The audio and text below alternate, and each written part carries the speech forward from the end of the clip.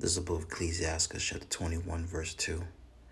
Flee from sin as from the face of a serpent. For if thou comest too near it, it will bite thee. The teeth thereof are as the teeth of a lion, slaying the souls of men.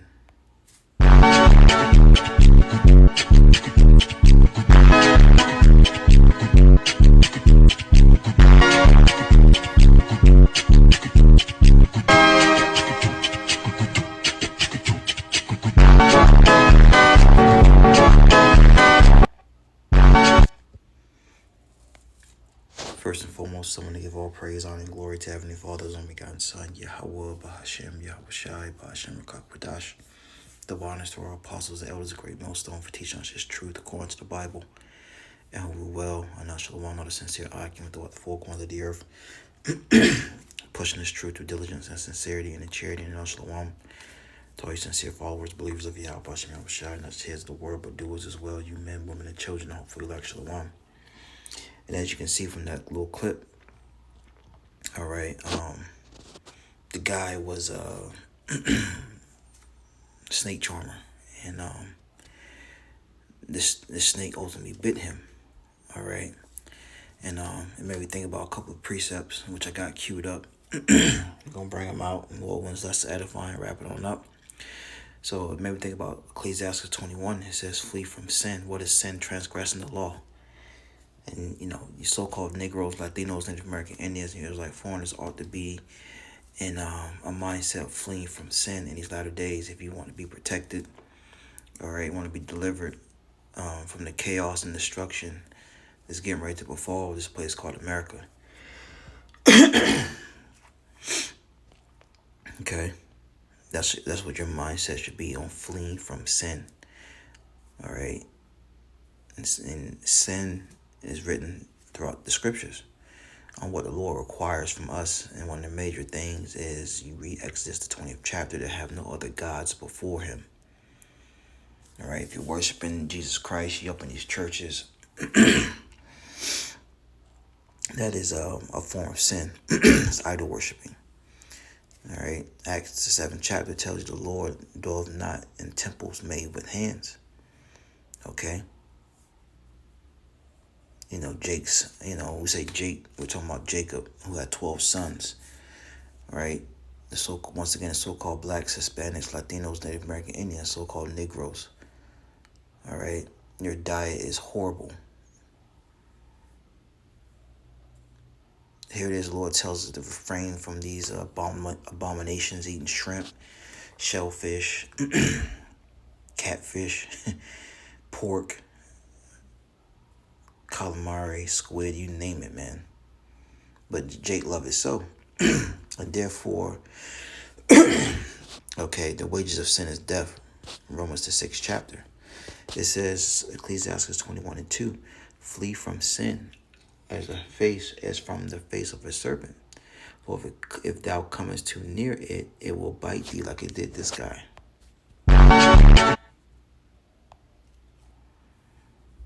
Okay?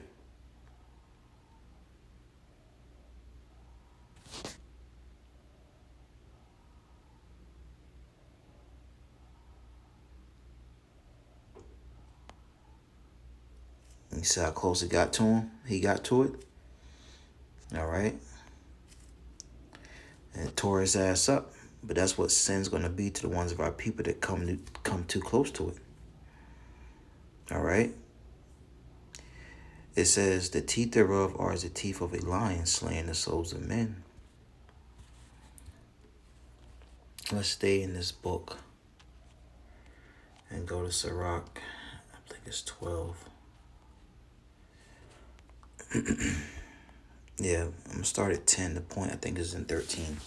It says, never trust thy enemy. Who's your enemy? The self-proclaimed so-called white man along with the other nations. Psalms 83 goes into that. It says never. Never means never, not at any time. Trust thy enemy. For like his iron rusteth, so is his wickedness. Now look at the ones of our people who trusted him with this whole C19. All right, back here in 2019. Now the people who trusted in him, They're dropping like flies, man. Okay, and it's not being reported as it should be. All right, it says, verse 11, though he humble himself and go crouching, yet take good heed and beware of him. Once again, Edom, the wicked. Malachi 1 and 4. And thou shalt be unto him as if thou hast wiped a looking glass, and thou shalt know that his rust have not been altogether wiped away. His wickedness is still there, because a leopard can't change his spots. Neither them that are accustomed to doing evil do good, roughly paraphrasing. This man was set up to be evil, wicked, and we're not to trust him. And the more you're along and go along with his program that he has prescribed, all right, the closer you are to deletion. All right, the closer you are to sin. All right, and the further you are away from your power. All right, the word calls God and Jesus, whose true names in ancient Hebrew. All right, Yahweh, Bahashem, Yahweh Shai. Yahweh, he is, he exists. Bahashem, in the name, or come in the name of Yahweh Shai, which means he is the deliverer, he saves. Going back to Matthew 1 and 21. It says, verse 12, Ecclesiastes 12 and 12, set him not by thee, lest when he has overthrown thee, he stand up in thy place. Neither let him sit at thy right hand, lest he seek to take thy seat. And thou at the last remember my words and be pricked therewith. All right, these things you're supposed to be remembering. Verse 13 is the point. Who will pity a charmer that is bitten with a serpent? Or any of such come nigh wild beast? Okay? You're not going to pity a person that did this, right? Why the hell are you playing with a snake for that close anyway? Especially a snake like this. How much more the self-proclaimed so-called white man? You know his track record. You know how he's been. Well, he's produced on the earth nothing but wickedness. But our people are going to flock to him because they don't know any better. All right? And that hour of temptation, Revelation 13, that sea hill where you can't buy or sell, a lot of our people are going to, they're going to fold like envelopes. All right? And it is a sin to take it. Okay?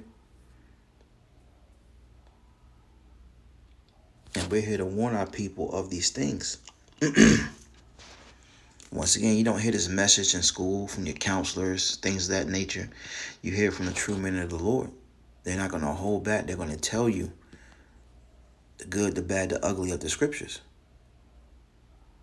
And for those of you who trust in this man, that trust in this place, we're not going to have any pity for you, man.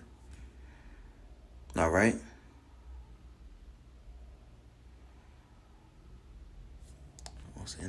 One last precept. Because all roads is leading to that sea hill. All roads is leading to picking a side, choosing a side. All right? You know, Jake has straddled the fence long enough. Now you're going to choose a side, man. Are you going to be on the side of Yahweh Shai? Or are you going to be, be charmed by this snake bite that's getting ready to happen? All right, through that sea hip. This is Isaiah 30 and 1. Woe unto them that go down to Egypt for help. Woe means destruction.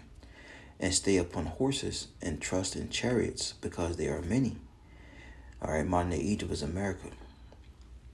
And in horsemen, because they are very strong, but they look not unto the Holy One of Israel, neither seek the Lord. And the elect, all right, stand in this book, Isaiah, is going to come back and trust in Yahweh Bashim Yahweh Shai with everything they have. All right, they're not going to be pricked therewith. All right, they're not going to be charmed by the snake charmer. All right, this is Isaiah 10 and 20, and it shall come to pass in that day that the remnant of Israel, all right, the elect, and such as escape of the house of Jacob, all 12 tribes shall no more again stay upon him that smote them, but shall stay upon the Lord Yahweh Shai, the Holy One of Israel, in truth. All right. So the elect out of the 12 tribes of Israel are going to come back and trust in the Lord. Okay? And that's what you want to be a part of. So Lord willing, us to edify until next time I say shalom.